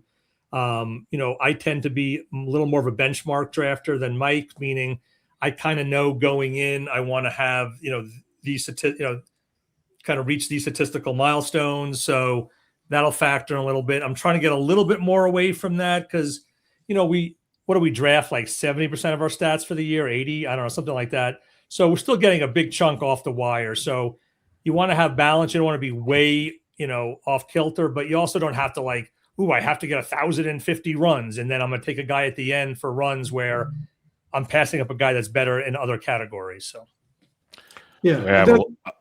I have a lot. Go ahead. No, Mike, go. I take notes as you guys are talking, so I have a lot of questions here. But I think one of the great things about our partnership is we don't necessarily agree on every approach, and so but we make it all work. I've never agreed with putting dollar values by position. To me, if I it makes sense to have a $30 player and a $20 player, I don't care what position they are, and I don't kind of really track stats as I'm drafting, but I kind of have a feel for it, and so but yeah, I think we've kind of merged our approaches to something that works for both of us. Yeah, I like that a lot because some people live and die by the tracking, the stats. I've started to do it now. Ryan created one. It's freaking awesome that I use. Tanner Bell's got his. There's lots of different ways to go about them, but there's also the feel of hey, this Tim, I know this player is going to give me good average power, so on and so forth. You know where you do enough research, you have an idea of what your team looks like when you leave the room. You guys, you mentioned pivoting, and I was going to ask on that. Is you come into the room going, let's just throw in numbers, 60-40 split or something. You're doing whatever. But hey, this is your guy, and I know I spent a little more. And you guys said sometimes you'll do that, which means obviously things change elsewhere. Now, Mark's got it written down where he wants X amount at each position, so that pivoting takes place. Mike kind of knows where he wants to go with things in a broader scale. How do you pivot on the fly, in a live room? The auction, online, you're still pivoting, but I guess just that calmness, it's a little different. When you're on the fly and you're sitting there going, okay, I got my guy, but crap, I just spent $5 more than you wanted to. How do you go about that? Yeah, I think if you've done a lot of auctions, you I think it kind of slows down. You don't panic. We've been through this before. Every auction is different, and none of them are predictable. And at least for me, I never want to go into an auction feeling like I have to get any individual player because I can always be outbid on anyone. I don't want any strategy to be contingent on one or two players. I think there's lots of ways to build a team, and you got to be cognizant of what the room gives you. I mean, you want to execute and get your guys, but every room is different. Some rooms can be hot right away. Some rooms can, be very slow, and you need to jump on the early players. Other rooms, if they're really slow and you don't react and you're taking a patient approach, then you're going to be in trouble because all the middle guys are going to go for more than you expected. As Mark mentioned, it's a zero-sum game. But you have to pivot. I 2 years ago, the team that won it for me had a big pivot in it. I've talked about it before, but my goal going in was 2 aces and 1 top closer and go cheaper on a second closer. And it was a very aggressive 2,500 auction championship league in Vegas with a lot of great players. Pitching gets bid up. I mean, that's Mark touched on it, but if you're relying on AAVs, just like main events, pitching gets bid up. When you get to Vegas and the live events, pitching will get bid up in auctions too. The top pitchers will go for a little more than AAV. But anyway, I got outbid on maybe my top 15 starting pitchers. Just were way higher than I wanted and expected.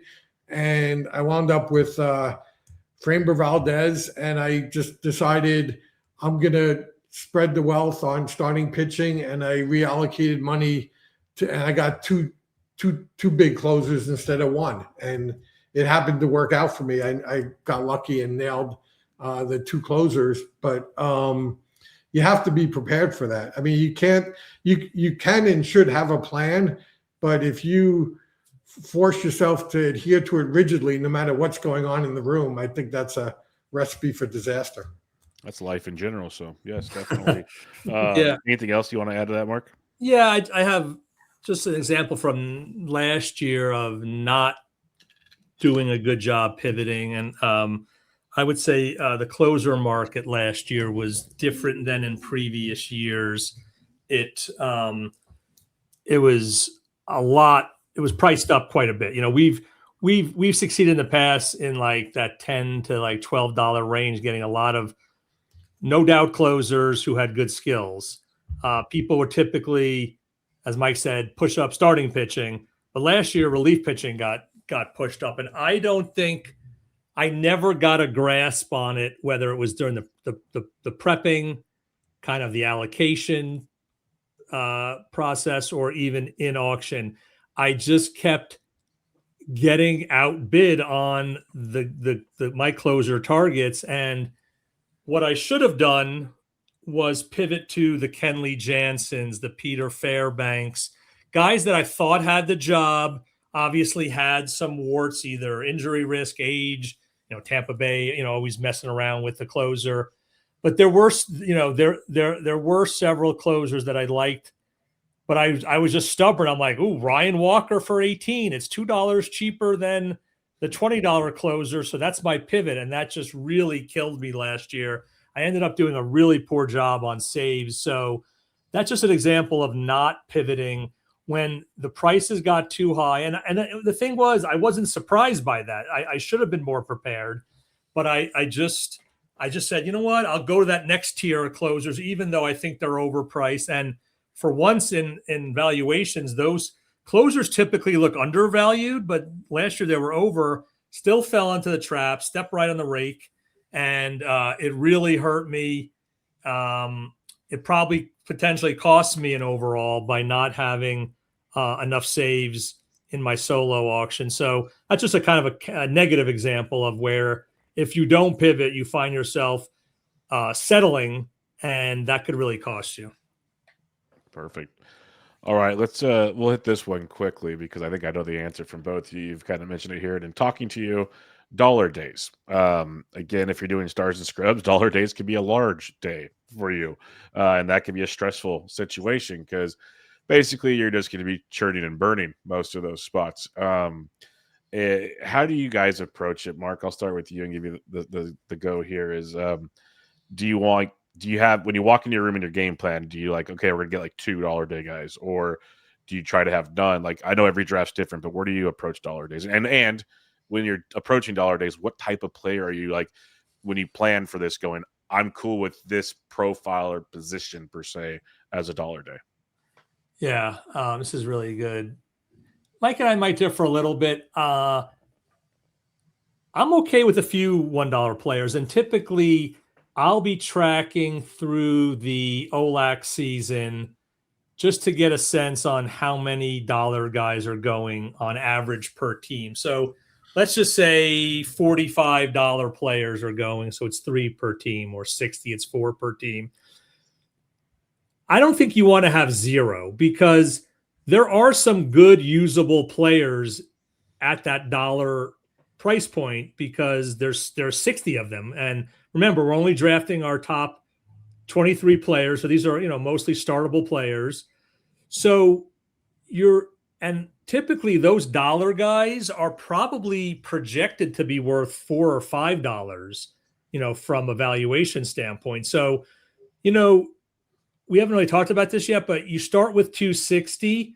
I want to get like $300 worth of quote unquote value. And by value, I mean my valuation. So, guys that are, combined worth $300 for my 260. How do you do that? Some of that's those dollar players. Those dollar players can be worth 3, 4, 5, could be $5 players that you're getting for $1. So I don't think you want to price yourself out of getting any of those guys.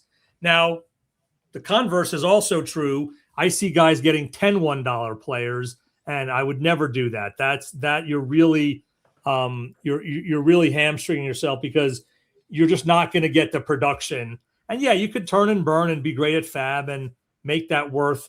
And listen, there are plenty of stars and scrubs auction players. Matt Shepard comes to mind. He's an incredibly great auction player. He typically goes more stars and scrubs, but he's really good at those dollar players. Like, he ends up getting dollar players where at the end I'm like, oh my God, how is he getting these guys for $1? So some guys are just really good at that, and they are fine allocating toward the top end, and they have more confidence at the back. As far as like type of player, again, I think I already stated, I don't like the dollar catchers, so it won't be a dollar catcher. Often it's maybe $1 UT, unless of course you're going for an Ohtani.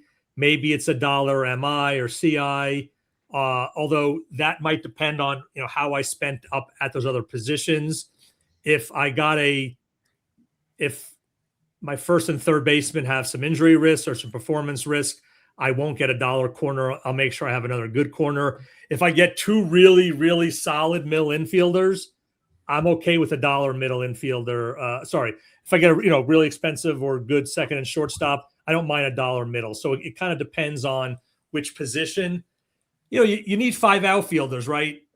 If you're going to get 3 or 4 $1 players, you might be getting $1 outfielder there. That just might be something you have to do. As far as pitching, as Mike said, I don't like to have a lot of dollar pitchers, max 1.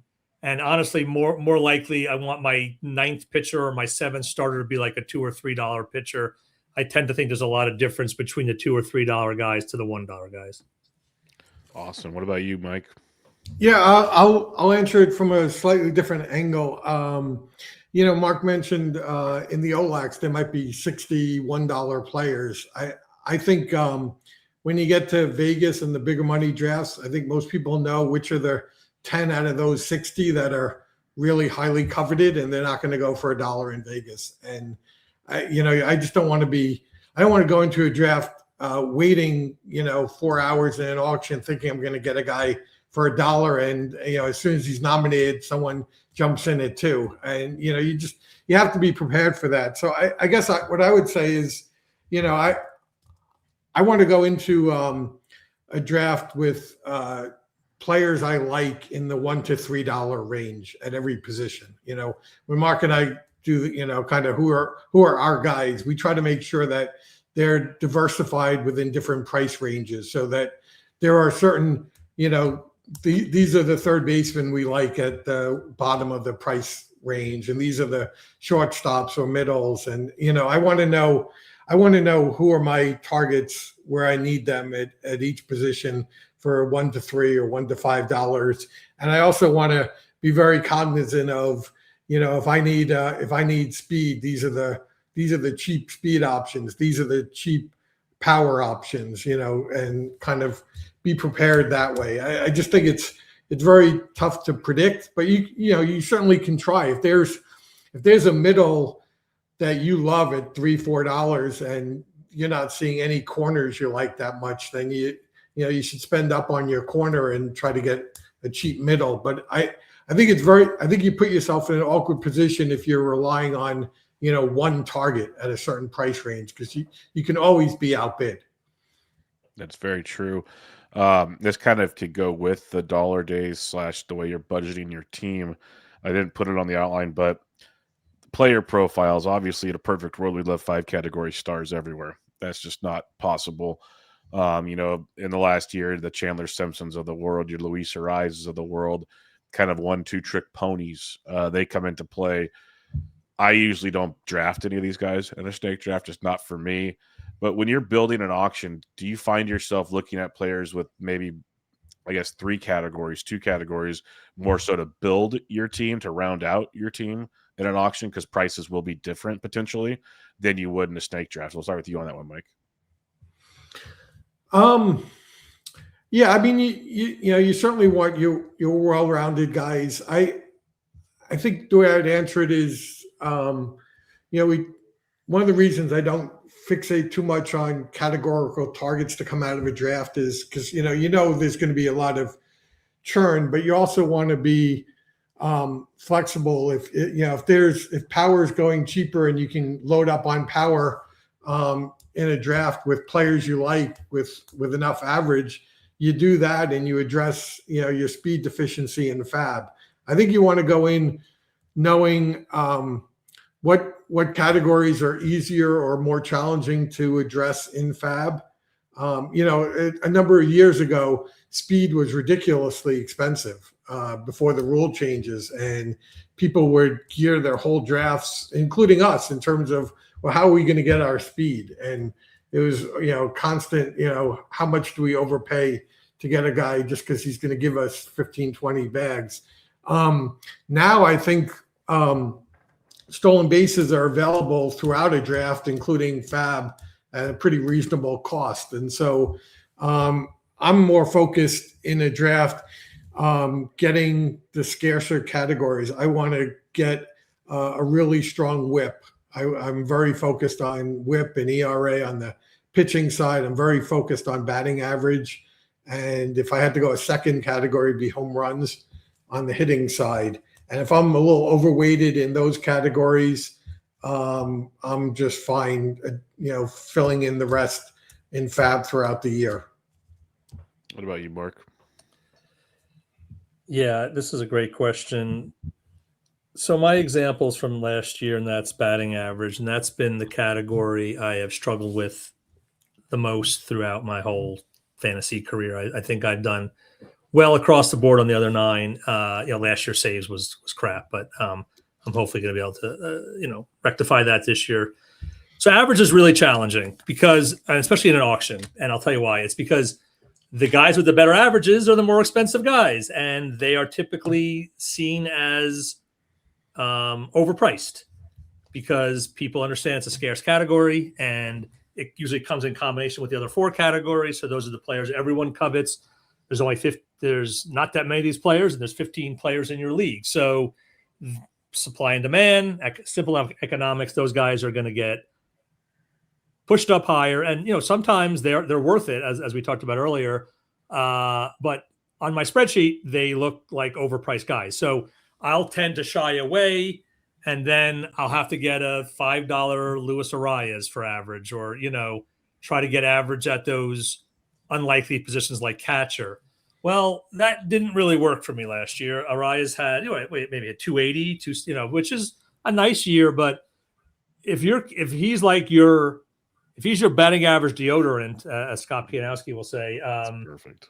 You and you get 280, you're screwed. And that's what happened to me. So I ended up, whether it was either saves or average cost me those 2 overalls. I think I could have won both if I had done a better job on those categories. So this kind of locks into what I was saying earlier about potential strategy change is if I'm going to reallocate a few dollars more towards hitting this year, it's probably going to go to guys that are more locks in batting average and give you the other categories. And if I have to overpay a little bit, I'm just going to be okay with it because I know I'm going to get that production. So average is the one category that's really challenging because it tends to come with the other categories. That means it tends to be higher priced, potentially overpriced, guys that I will usually fade because of that. And then I find myself just scrambling for average. As you all know, you can't find average on the wire. It doesn't exist. And if you're counting on a 1-trick, 2-trick pony that gives you average in steals or average in runs and they only hit 270, 280, you've basically torpedoed your whole strategy around that category. So that's something I'm going to have to really think harder on. Mike's so good at that. It's just I just have yet to be able to really dial that in. All right. Anything else on the draft? I know we talked a lot of reserves already, so I was kind of gonna, unless you have more to add to that. But do you guys have anything else on the draft? Anything like that? Otherwise, we're gonna talk some partnering here because it's always interesting to me. Yeah, you mean like the in-season work, or anything particular? No, when it comes to partnering, you guys mentioned at the draft table, you guys like take your turns, this and that.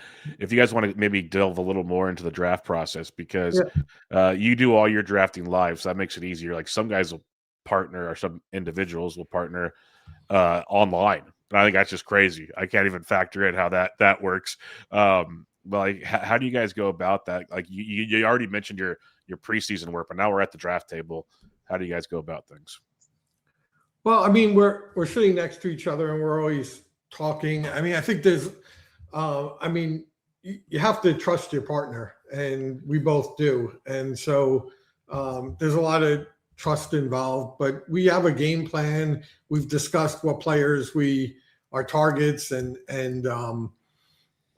who, would be targets at the right price and who we're avoiding. And then it just comes down to execution, and we're constantly talking to each other, nudging each other, pointing things out to each other. And so I feel like it does, we take turns nominating, doing the bidding because it's fun and it's also exhausting. So we just feel like it makes sense if we're going to do 2 drafts together to split that up. But, honestly, when we auction together, both of us are kind of working the whole time. I mean, it's not like one of us is sitting back and letting the other pick the team. We're constantly talking over every player, go, let's go, go for him, go the extra dollar, or no, stop.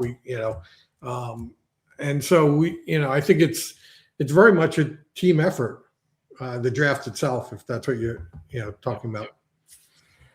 Yeah.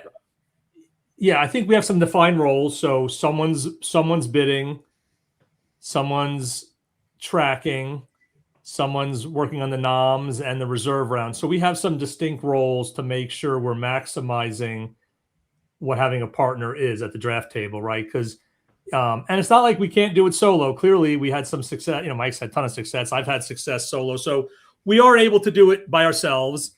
So you just do it. But when you have a partner, it doesn't make any sense to not have defined roles at the draft table. So everyone is so we're maximizing that partnership. I'd say where people get in trouble, and this is at the auction table, is, and Mike was just alluding to it, the needing to clear with their partner whether they can bid or not, right? Because there's a couple things. You have to really, as the bidder, you have to get in that zone. You have to be in the rhythm. You have to feel you have the approval, the clarity to be bidding or not bidding. Now, that doesn't mean there can't come a time when we've hit and we'll kind of know going in where we're comfortable stopping or not, right? So some of that prep work has to happen before. You have to have some at least loosely defined kind of, hey, we'd love to get him for 30. We're okay at 32. But in auction, you could be at 32 and we can look at each other and we can be like, let's go. Or let's go one more. Or we were hoping for 30. We were okay with 32, but all of a sudden we look at each other for 31 and we're like, nah. And that just might depend on who's remaining, what we've spent, what our split is, where our positions are, or, so it's okay to have a little bit of that at the auction table, but I've seen teams where every bid they're looking at their partner. Like you're gonna get run over that way because, as Mike said, people are just going to keep bidding or not, right? So you have to know, you have to have the autonomy as the bidder to be able to read the room, know what the plan is, and execute. If you're consistently having to get your partner's approval, that's just you're gonna end up either overpaying a dollar or missing out on a guy that you could have got, because it goes pretty fast. Going once, going twice, sold. That happens. So you have to know what you're doing. You have to feel like your partner's behind you. But also, if you're starting to get to a point where you're like not sure, it's certainly okay to glance at your partner. He'll give you the nod or the no, or the kick under the table, or in writing. So we'll use a kind of bunch of nonverbals and kind of written information, or even very whispered verbals to kind of make sure we're on the same page. Occasionally, the bidder will bid the extra dollar, and the other person was like, eh. But you know what? You have to just trust your partner and be okay with that. They're the one bidding. So I'd say that's the biggest mistake I see partners make. And believe me, we've also seen 4 or 5 partners at the table trying to do auctions, and that seems wild to me. I don't know how you can do an auction by committee. I think partnering is great; it's fun. There's advantages, but you can get too partnery, so to speak, and that can just throw you off, and you end up messing up your bidding. So the next part to that, and that's a great, I couldn't imagine 5 people at once when the thing's moving along that fast. That seems just like pure chaos to me. Now let's talk in season here, because this is where I think it gets interesting for 2 factors. Is, yeah, you guys are going to communicate, you're going to work on a fab for your teams, but then through that communication, how does that go elsewhere to not because your point one, you guys were first, second on your own teams last year. So you kind of hinted at it earlier in the show, Mark, like, hey, we're doing this, but we're trying to still find an edge to kind of overtake each other and do these things. So I guess I'll start with you on that one, Mark, because you were the one trying to catch up to Mike on this one. How do you guys go about this? I know you guys are nice, you're friends, you're not trying to screw each other over. I get all of that. But how do you go about doing this and still managing your own teams in the same format, basically? Yeah, I mean, the one thing is we're in our solo leagues, we're not competing against each other, right? So it's just in the overall. Although, real quick, do you guys ever play against each other in the same league, or are you always in separate rooms? We did once. Okay, this was the main event that we were in. We were in together. I can't remember what year, Mike, and we got sat right next to each other. It was fun. I think I got third and Mike fourth, or was it second and third? No, you got second. I got third. Okay, so that was a little feather in my cap. I didn't hate to pip him by a spot, but yeah, we don't do that anymore. No, we're not. We will not be in. It doesn't make sense to be in a league together when we're not partnering. But we did end up randomly getting assigned to the same main. Now that it's auctions, we don't have that issue because the mains, are handled a little bit differently. So there's no we can't share fab information because we're not directly competing on a player in the same league. And our solos are our solos. We'll ask each other opinions even when we're competing. Like Mike will reach out and maybe it's a lineup decision or it's a fab call. I'll do the same. So we're able to give each other counsel even when we're competing the overall, because ultimately we just want to see each other succeed. And it'd be great if one of our combined teams got there. So I'd say that, we kind of have an approach. We might tweak it this year. We've talked about that a little bit. Typically I'll set the first lineup, then Mike will tweak and we'll talk. Mike will do the first fab run. I'll tweak and we'll talk. The one thing we did talk about, just to, go behind the curtain, not under the hood, but behind the curtain, is I sometimes will set the lineup already trying to consider what Mike might want. Whereas if we're going to keep with that, I probably should set it the way I think it should be set, then let him tweak. Because if he sees me setting it and I'm setting it for what he might think, then I'm maybe losing my input into what I think. So if we're going to stick with that kind of sequential approach, I might have to be a little more like, okay, here's how I would set it. Then you tell me what you would do. Then at least we can have a conversation on guys, because occasionally we'll miss on a lineup decision because I'm already thinking I'm accounting for Mike's take, and he's already thinking I've put in my input. So that's something that we found out this year that maybe I was doing, maybe even subconsciously or maybe intentionally. It's hard to tell. And I was losing a little bit of more of my input, or Mike was missing that I was not giving my input. So that's maybe one tweak. But typically we have kind of a sequential process where one person will take the lead on one, the other person will tweak, and then we'll have kind of a conversation. Yeah, I mean, I feel like we're both involved in all of it. I mean, it's just, Fab runs late Sunday night.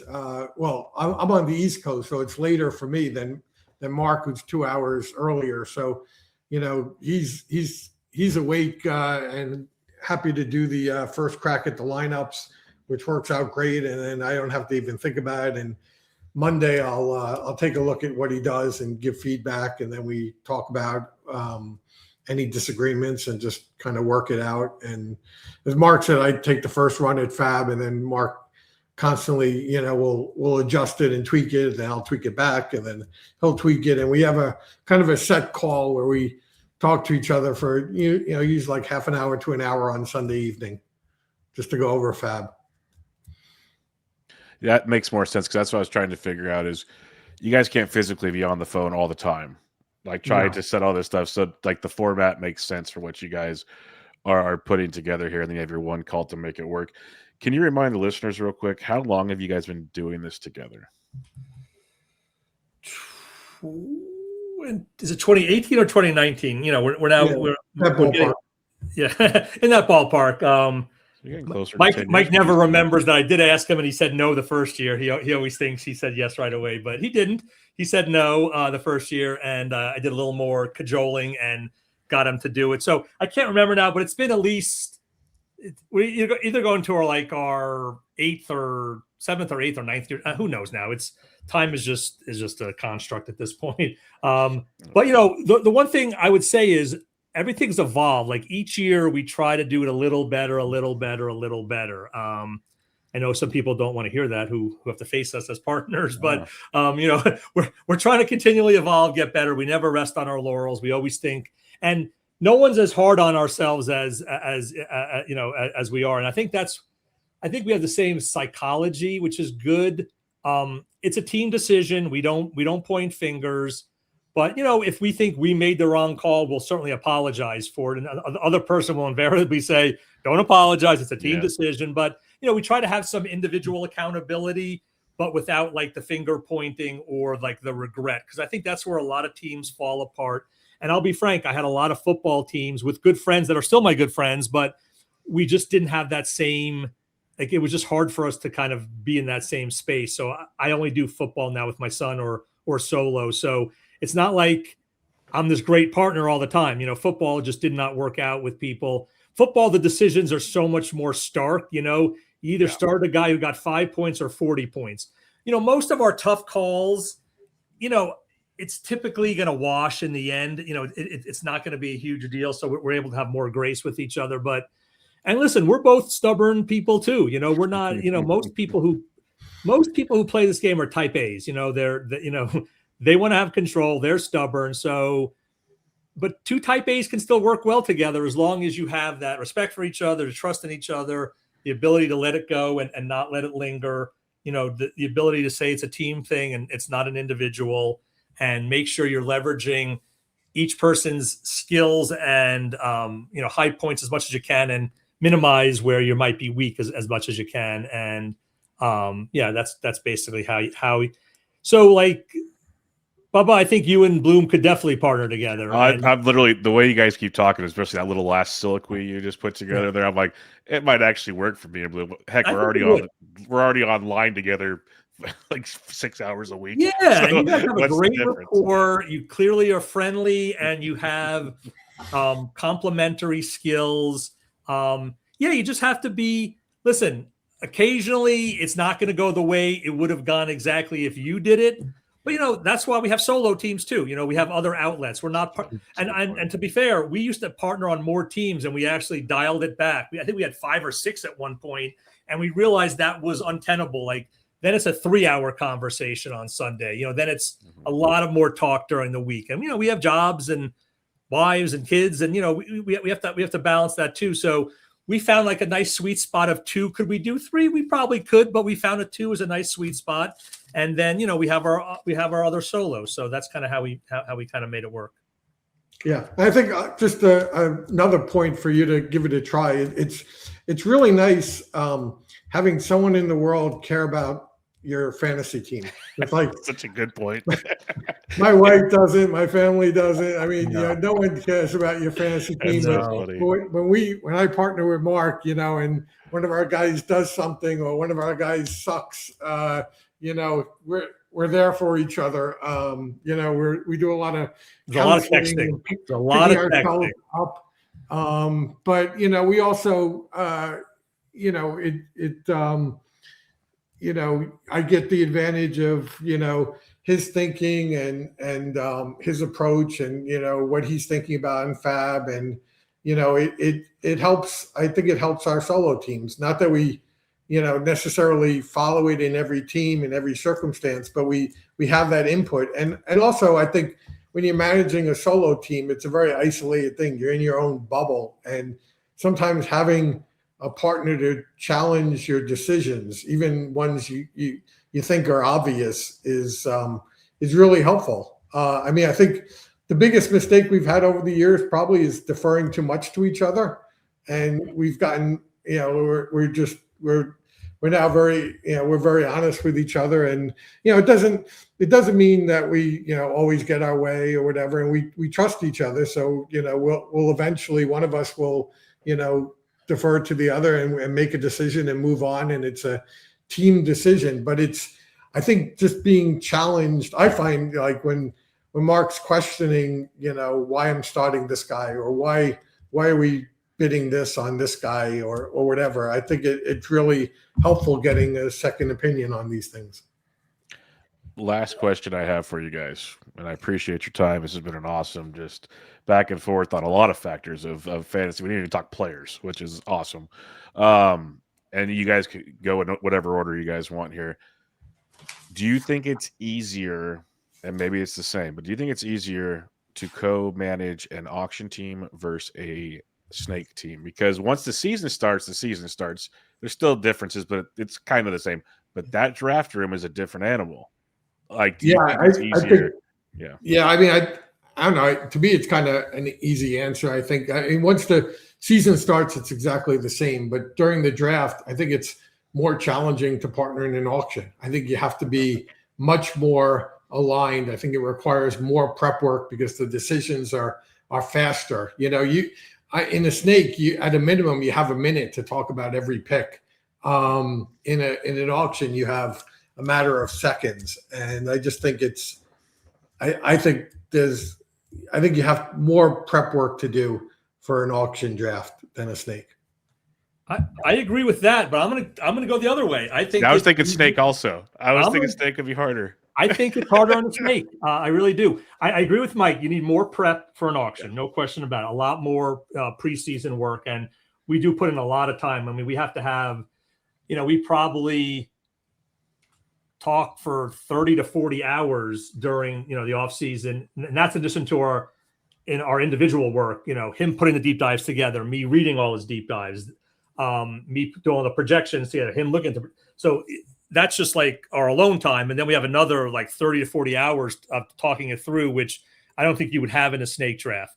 That being said, I actually think it's the other way. I think it's easier to partner in an auction. And the reason is snakes, you just don't know like, yeah, you have a minute to talk, but a minute's not a long time when you're got sniped on like 5 players in a row. Like, exactly. It's so much less in your control in a snake. You're really at the whim of the room. And I find it really, and I mean, I'll just to be clearly transparent, I'm just having a harder time doing snakes in general these days. So even solo, but I just think all that prep, we kind of know what we need to do in the auction, just a matter of executing. In snakes, I don't think it's executing. It's like getting lucky. Your guy's still there, and if he's not, what do you do? And there'll be a lot of key decision points where there might be 4 or 5 different ways you could go. Auctions, it's not really that way. Like, you're going to get all the positions. So I kind of see it the other way, actually, which is why I think we partner only on auctions now. We used to partner on snakes, and we kind of let that go. Beautiful. Well, gentlemen, I appreciate you joining me. This has been a ton of fun. I could talk to you guys forever about a lot of different things in fantasy baseball. Maybe we'll do it again sometime. We'll talk actually players, because who knows what's going to keep happening as we get closer to March. But if we don't chat before then for some reason, I will see you in March in Vegas. But make sure you follow these guys. Thank you guys for joining me. Mark's on Twitter at Marc_Winokur. Mike is on Twitter at Bronx Yankees 23. And gentlemen, I appreciate it. Thank you very much for talking auctions with me today. Our pleasure. Great time. Happy holidays to you and everyone. Yep. Again, agreed. Yeah. Thanks, Bubba. Hopefully this was a good episode 800. And here's to another 200. You hit that magic 1,000 number. I'm not sure when you're projected to do that, but maybe we'll get lucky and we'll be the ones to be on. But no, I mean, thank you for all you do. You're such a positive force in the industry. It was great seeing you out in Vegas, and I was really happy that you were able to give me some advice during the thing. And now, good luck in your auction, and seriously, reach out with anything as you're prepping. If there's any questions you have, happy to chime in. So just reach out if you have anything. Appreciate it, guys. You guys have a happy holidays as well, and we'll wrap it up there, everybody. Thanks for listening. This was Benched with Bubba, episode 800. Catch y'all next time.